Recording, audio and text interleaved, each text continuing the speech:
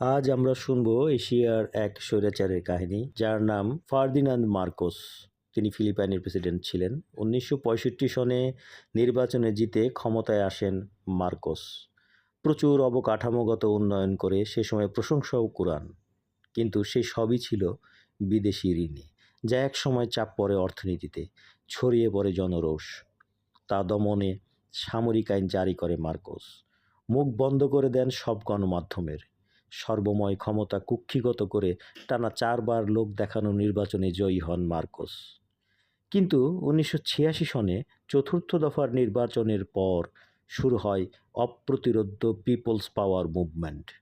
আন্দোলনের তীব্রতা এতটাই ছিল যে রক্তপাত এড়াতে মার্কিন প্রেসিডেন্ট রোনাল্ড রিগান তাকে দেশ থেকে পালাতে পরামর্শ দেন। মার্কোস ও তার স্ত্রী ইমেলদা পালিয়ে যান হাওয়াই দ্বীপে। যাওয়ার সময় বিমানে করে